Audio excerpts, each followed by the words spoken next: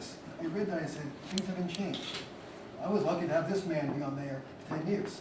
I was lucky to have Mr. Zweibel come in and be a trustee for years, become a friend. Things haven't changed there, I'm glad for that. I look back about memories, and I think of the past a lot. I think about basically today's tomorrow's memory. And I don't forget that. And a lot of things we do in our journey in life are things we learn. Like, many age, you don't know where you're going, do you know where you've been? And I'm lucky I know where I've been. It'll be a sign to you, Kevin, do this. Now I thank Roger Fay, I mentioned Mayor Ebar, who basically Roger got together with the mayor, brought us in together, we gave a book to the mayor, he brought me downstairs to meet Donna, we went down, we talked, had a nice chat. And luckily gave a book to Donna also, she put it in the library, so I became in the library. And Smokeson has one, and Biff Page has one, so now we're in 3 libraries. I thank the library director, Donna McKeever, been tremendous. Working with me on emails, I could probably drive her crazy what to expect when it's been tremendous. And the people of Wilson Park, Albertson, Mayo, East Wilson, my neighbors on Memory Lane. And I call it Memory Lane, a lot of that is into legalities and issues about whether I could use Stephen Garrity's name or not. I hadn't seen Stephen since my mom passed away. So how do I find out where Stephen is? Do you want to be in a book? Do I want to have someone else's name in a book? So over the course of many, many ideas, we change the names. I'll go into that in a few minutes. My parents, they're the ones that made it happen. A very loving Irish-German family. My father's a strict little man, my mother a low-key woman. Over the course of the marriage, course of life, my father had Alzheimer's. He withered away. My mother became the dominant one. Krista saw my father being the dominant one. She saw my mother. But my brothers and sister saw dad being the way he was. Roger Fay saw dad being the way he was. I thank my siblings, Debbie, Jerry, Dick. We had fights, we had arguments. I once hit Debbie in the face with a punch that I should have missed. I got her right in the face. So I started using whipped cream pies instead. She liked that a lot better. We love each other. We get along well. If there's an issue with one of us, we know her. Today's Jerry's birthday. He's on the way to California visiting his children. My children. I mean, that's what it's all about. My kids, my grandkids, and more important is my wife. And I dedicate this book to my wife, and at the end of the day, that's what it meant to me. Feel good. I'm fine. See applause there for.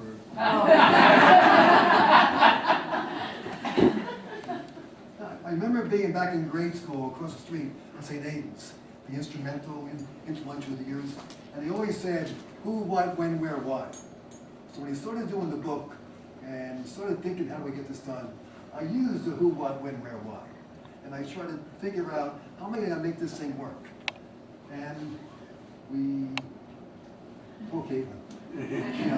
For one person, marketing's loss is nursing's gain. Because tell you what, Caitlin has been tremendous help me with the website, with the book. The picture on the front of the book was taken by Caitlin. That is our block right there. The big difference was there was no fence back then. Caitlin did all that. Value for she's also the last one. It should be stuck with, it's easy for you to find it. This is cute. There's a famous quote. You may have heard this quote. When I was in college, at Marist College, I heard this quote in one of our speech classes. It always intrigued me about, remember when you were a kid, your parents said, we didn't do that when we were kids. And I bet their parents said, we didn't do that when we were kids. Well, now Julia and Luke probably hear Kevin and Jen say, we were not like you when we were kids. And Jane and Joe, Jane's parents say, we didn't do that when we were in Brooklyn, right? This is the thing, children today are tyrants. They contradict their parents. They gobble their food and tyrannize their teachers. Does anyone know who said that? You have a rough idea who said that? It was some Greek philosopher. Socrates in 470 BC. So things don't change, but they get better. This is from the website, coppertail.com, which is the website. Basically, who's into baby boomer era. We're really into the baby boomers. Look at the left-hand side, the top. We had one of those washing machines, my mom, and I used to never use it from the beginning. We had it before you did. Guy on the right was my hero in baseball, Mickey Mantle. and I still like him in baseball. You know, I'm a Met fan, he's a guy. Mickey Mantle. Remember these crazy ice machines you had? Now you just go to the refrigerator, boom, boom, boom. These are stupid things, pulling them open, you get little pieces like this big, and plastic ones. And fingers with stick them. And over there on the lower right is the S&H grain stamps and the plant grain stamps. I thought I had a fortune of those freaking things. I would get the books and store them in the attic in our own house. I don't know who's living there now, but if they open that door, you're gonna find a gold mine of plant stamp books. Going back, this was Sunday night. Can life get better than Sunday night? Lassie, Dennis the Menace, and the Good Sullivan Show. So we had, I always wanted to be like Tim. And Jimmy, going back in time, Jim McIntyre had a dog named Lady. And we got the puppy of Lady. We called it Ladder. I love that cow. But because of my sister, right, we had to get rid of all my dogs because they were big. And I never knew why I got rid of dogs until we took the walk. Then she fessed up to my issues with big dogs. So I hold a grudge. Anyway, so I love that show, Tim. Over there's Topo Tijo, and the Ed Sullivan Show. You feel good? Remember how things were? Over here you have Sky King. Steven, stand up. Steve, come on. This was a block Sky King. He knew more about this show than anyone on the block. Sit down. There's my personal favorite. You don't know who he is, right? Red Skelton. The man of this guy did Tuesday night. And what did he say at the very end of the show? Now, the story behind the block, I already mentioned about, that's the house that my mom lived in at the end. She sold the house we lived in for years, moved to Broad Street near Roger, and my mom would call some calls saying, something broke. You go over there from Bed Page to Plainview, and who's in the house fixing it? Roger's Bay. And down the block. And mom would make all these beat down phone calls, or anybody can come to fix the house. And so she's over there, she finally moved back to a block when the woman who rented this house passed away. We didn't want to go into too much how much she was rooting for that, but basically, as soon as she passed away, mom got a phone call, come on in. She rented the house and loved it. And I believe Alan lived there after my mom lived there, right? It's kind of weird keeping the family. But anyway, Steve and I are cousins also. And we didn't know we were next door neighbors. So we moved next door to look at the house. My mom goes, and she's holding me as a Luke, Luke's, a little Luke right there. I was like Luke. And my mom carries me, I'm crying like crazy. Woman next door comes down and holds me. And the eyes met, and they were cousins. Fran Garrity and Loretta Downey. It's amazing. So we became next door neighbors. And Stephen always wanted to call us Uncle Frank and Aunt Loretta and Aunt Fred and Uncle Bob. Never worked out. But they became very close, except for the year I was in prison. So what happened was, this is a picture my mom and dad treasured on the ever-changing back wall of my mom's house. Every 6 months, my mom would get the thing about, let's change things around. My poor dad had a chair on the right side. My mother sat on the left side. For 20 years, they always sat my dad on the right, mom on the left. We went home to school one day. My dad's on the left, my mom's on the right. Mom figured, Frank, from now on, you're sitting over there. I'm sitting over there. So that was life back then. This is our family about 20, you're pregnant with Kevin, I think, in this picture, years ago. So due to my mom's passing, we had a sudden unplanned family reunion. Obviously everyone came in, the family, we all get together, and we were back on Wilson Park. So the where was Houston Avenue. As I'm starting thinking about the book, and I wanted to get pictures in the book, how could I make this thing done legally? I found a great website, Nassau County MyProperty.com, which is legal. I found out from lawyers and attorneys, I found friends of mine. I went in there, I found our block. And this is our house right down there. And this is a whole view of the block. When you hit the button, you go into the pictures of the homes. So I actually got the pictures of the homes. Then they would go back and I would say, we had no air conditioning back then. So I had a paintbrush and whatever cable terminology is and Photoshop, all the air conditioning out. And somebody put a tree in front of my house. We had no tree, then we had to move that thing around. And that was basically how we moved on to become this home there. And this is a transitional picture.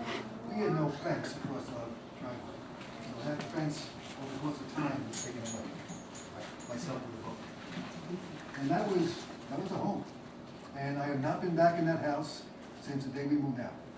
And the four of us, I think Debbie may have come back, but the four of us took a vote, and you probably were the dissenting vote, about we want to remember it the way it was. So people may have changed it, and I don't know what you think. We moved out of a home in Plainview 20 years ago. 86. And we have not been back to that house either. We have memories of the home. So memories are like a camera. Now we have the what. Initially, the book was a neighborly reflection of our block, the people we grew up with. Then it became a family remembrance. People said to me, did you write it because of your dad? I said, what do you mean? It's when your dad had Alzheimer's, your dad passed away, and anyway, my dad, there was a saying years ago about our mind's a terrible thing to lose. With Alzheimer's, it's a terrible thing to lose sight of. It was a grasp. And it was 15 years of a long living away from my dad, and my mom and the family. And I felt bad, my kids never knew my dad. They didn't know what he was like growing up. So I started writing this thing, I'm thinking, how would dad have said it? What was dad like at 15 and 25 and 30? He told all these funny stories. Knowing him, you would never have known the way he was, because he would told the same story over and over again. But back then, telling us, Dad, we did that stories. When I was in St. Mary's High School, we had a teacher, Brother Martin Jerome, Martin Bixby, his name, Dixon. And if the class was getting boring, and you had the look on your face like I'm getting right now, he would say, it's storytelling time. And we all of a sudden, he would just pull out a book, it was a one-page thing, and we were thrilled. So I love stories. I probably bore the hell out of my kids growing up with stories, but I figured I could write some of these stories down. I hope I never get Alzheimer's, you know? We're all doing well, but that was, maybe in the back of my mind, I was there. I don't know. A commemorative of the era in the village. I love this town. This was an incredibly strong, supportive place to grow up. St. Aidan's and the other churches in the area, the Sunday school program, Mr. Ren ran, the Little League parades, everything, the fire department. It was a really cool area. And the whole town, it's not even 1 square mile. It's 0.6 of a mile. It's one little hamlet. The number of people living here is the same number as back 10 years ago, 20 years ago, 30 years ago. It hasn't really changed. So, in the restaurant captain's table, which is now Lamar Meat, to the Willis family coming back, a lot of things happening. Then I go on and I started thinking about virtues and values, family and neighbors. And I thought about what did I learn from Mrs. Doyle, Mrs. Burke. Last night I got an email from Dennis Burke, Dave Doyle. I haven't spoken to David in years. Sent me a message, good luck tomorrow. And I'm thinking, this is cool. People who I have not seen, spoken to, come out of the woodwork and we started to read the book about us growing up together. Jim McIntyre, I haven't seen you. He gave me the best copy in the world. He said, Ron, you were a pretty good ball player. I said, all right, see, I was a good ball player. I remember. So I said, let's get together, bring a sport game, and a stickball battle in the street. Debbie has Debbie wants us to go back to our block, have a block party. I don't think the people would be too thrilled about us. Then we go to the house. We're on a plane going to Singapore. Fortunately, unfortunately for my job, I travel a lot. And 14-hour flight to Singapore, I don't sleep well on planes. So I had this thought in my head for 3 or 4 years about writing a book about the walk. And I don't know how I'm going to do it, but I just figured, let me just put it to a laptop. And I started writing Hong Kong, Brussels, Germany, all over the world this book was written. Very rarely did I write it. In my defense, I'm right, did I write it at home. I wrote it in the hotel, on a plane, this and that kind of stuff. I needed to get back into the time and the zone. So Caitlin and Ryan had my iPad. I had a little thing, a little music from the 50s and 60s. Joe Brooks related this as a music we had growing up. And one was, I thought of one song in 1968 when my brother Jerry was a college senior at St. Michael's College in Winooski. He was on the radio station, he had a show, and he played You Never Walk Alone in the living room. And I thought of that, I think of these weird things. I'm thinking of that song as I'm writing the book. Walking, talking, we do things. So that song was in my head. Then the best thing was Alan Jackson, Remember When? And we're going to hear it later on, but that song is a godsend. That guy is Jane getting ready. My grandparents, we share grandchildren. That song is a godsend. It just got me in the mood again, and I went back to being 10 years old. And once I got back to being 10, I stayed there. I'm on this long plane trip go somewhere, and I started writing as if you see things in there in the book that seem kind of weird, like childish, I'm 10 years, I wasn't 61 then, I was 10 years old. And then I wrapped it up with a wedding. The girl who pushed me to get this book done is in a room tonight. I had 4 or 5 stories I was writing. I always wanted to write a book. My brother Jerry's written like 5 books. Dick was an editor, the editor, runs his own PR firm, ran a newspaper. He has a book coming out in about a month. And we have writing in the blood, right? That was like Uncle John, this and that, Scripps Howard. I always wanted to write a book. I don't know what it would be about, but I wanted to write a book. So I had 4 or 5 different ideas. I'm sitting with Joanne Brooks West. My daughter-in-law is Shorter, and I don't know if Shorter's here yet. Shorter and Jen, and our kids. And Joanne was kind of outspoken, my old way. Said, Mr. B, or just call me Mr. Why don't you just get one thing done? You've been telling me for years about these different books. Just get one done. So I used that as my mantra, and I put everything else aside, and I just worked for the last 7 years on getting this thing done. 2 years ago, we're in Florida at a timeshare. We thought we had it done. We printed a copy up, gave it to my brother Dick. Here's the first copy of the book, thinking it's done. 2 years later, it finally got done. Went from 260 pages to 344. Finally, the kids all said, Dad, stop it. Just stop it, just publish it. So at the wedding of Joanne and Nick, Nick's here too, in October of last year, there's a tremendous song that her uncle sang, called The Song, called Here's to Good Friends. And I'm sitting there listening to this song, and word for word, which you're going to hear later on, is the book. It's about friends, what people do to you over life. Tremendous book. Went over to Paul, saying, "Did I have permission to put the book, this over my book?" He said, "Yes, I got the form legally done, put it outside, legal forms." And then 2 days ago, he sent me the whatever it's called, the data file, and I got back to the other night. Am I going too quick? What year are you in now? 1942? Or? Then I had, in the back of the laptop, I have what I call the parking lot for ideas. I would write down any thoughts that came in my head. As I was writing it, I was putting it back and say, let me capture these later on. So I had the parades, which we had Memorial Day, and I think July 4th we had parades. My dad walking out with his 5-minute walk. We had the schools, Little League, with those crazy uniforms we wore, the heavy woolen pants, and sweat like anything. Pool, which I love the pool. Then our block, which I call Memory Lane. This whole group together. So I thought about that. Not seeing each other for years. On Facebook, I don't know if Alan did or Stephen or someone did. Someone said, Rod wrote a book. Okay, oh my God, here we come, the lawsuits. Don't do this, don't do that. So with that, Susan bought 3 copies the first day. Gave it to her mother. She calls me on the phone, says, are you Comptel? Are you Amazon? I got the wrong book. I got 21 copies of the diet book. I get her phone with her mother. We had spoken in 10 years. Now we talk like we've not. We know back and forth. It's really cool. Joy Doyle, a girl named Bobby, Bobby Burke, died in a tragic car accident on March 17, 1965. If anyone read the book, I answered the phone, and I got the worst phone call of my life when my mom got the call from Mrs. Doyle about Billy died. And I'm listening, I couldn't hang the phone up. I went to the door, I got the phone call. I wrote about this, I wrote about the effect on me as a 15-year-old in the book. His brother sends me an email about a month ago. I have not spoken to Peter since his parents died, 20 years. He said, I never knew the effect my brother's death had on other people. He was my brother, I lost my brother. And now 40, 50 years later, I realize that Billy affected other people too. Really the healing he had. Pretty cool. Last night I got an email from one of the ex-wives of one of the people that got along, who grew up with us, married one of the people, got divorced. She read the book. There's so many different weird freaky things that happen in this. We had the power of the computer. By rewriting over and over again, I had about 500 rewrites. Going back and saving copies, crashing my computer. Through my good friend John, I finally got, what we have, Carbon Night?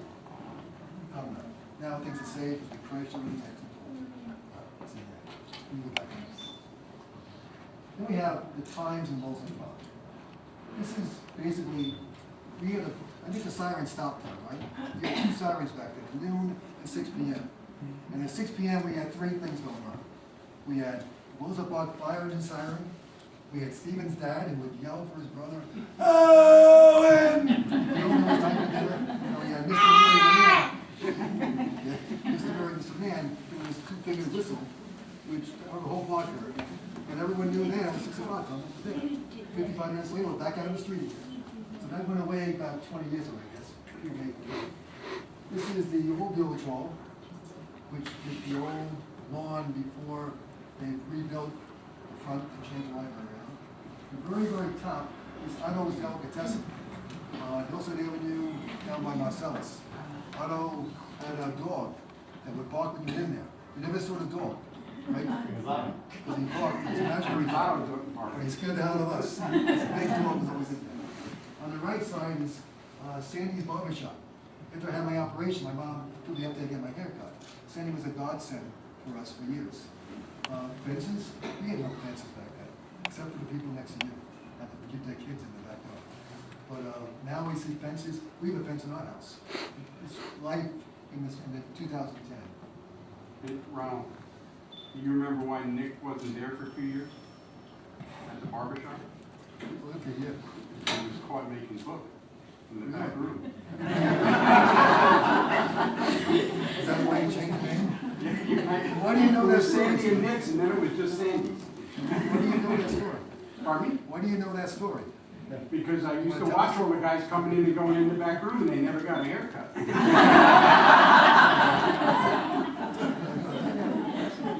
the right side was McGinnis's, the theme park, Johnson's Restaurants on the street, Howard Johnson, McGinnis's, which is a great place to go. The only roller coaster I've ever been on in my life, like 10 feet high. I don't know why. I used to work at McGinnis's, Did you really? running the rides, and there were many accidents, believe me. Ferris wheels fell off, you know, the Ferris wheel. Well, they did. People fell off the boat. But around 1965, some post office officials, no, you haven't been home. And they changed our street to Mineola. We said, no, we live in Melrose Park. So my dad always said, 8/10 of 1/8 of the house, the garage, was Mineola. So we're still Melrose Park. But the post office changed to 11501 and 11596. So we, in our mind, was still Melrose Park. But we could use the assets of Mineola too. So we had that, we were down there, the lower part of Melrose Park. Pool passes, pool bus. In 1963, was it, Mr. Fay? The pool opened up. There's a tremendous story about the girl told you to open the pool. I'll be real quick about this, but Mr. Fay and I have been speaking since the last 2 months. They wanted to open the Long Island Railroad, wanted to take that area and close down East Wilson, close down Albertson, and put the railroad in where the pool is, right? That area, that section. And this man fought it. And he had to do something with the property. So he built a pool, which is now called the Roger Fay Pool, right? It's pretty cool. Pretty cool pool. So, and we have buses that pick us up, where's there? Parents would say, go in the bus, go to the pool, see you at 6:30. Or with the whistle while it's smaller. Garbage cans in the yard. Back then, you didn't bring the garbage out. They would come in your backyard, take the garbage in the backyard, at least our park, and bring it to the front. You didn't get that? Mineola did. Yeah, Mineola Did still that. does. Well, on Broadway to put it on the street. Some did ours, I didn't. I want to say thank you, Steve. Think about that. And we had two stores, Eric's and Mineola. But overall, and over the right is United Cigars, Cowdes, where I was a soda jerk. I followed the family, my brother Dick worked there, Bob and Ann worked there, I worked there, and it was a tremendous job, $21 a week. But this to me, this man, was Robert Moses of Wilson Park. And I mean that. So many things have happened in that decade, the 1960s, the pool, the post office, the village hall, the fire department, the library, that this man single-handedly did. Mr. Fay, thank you.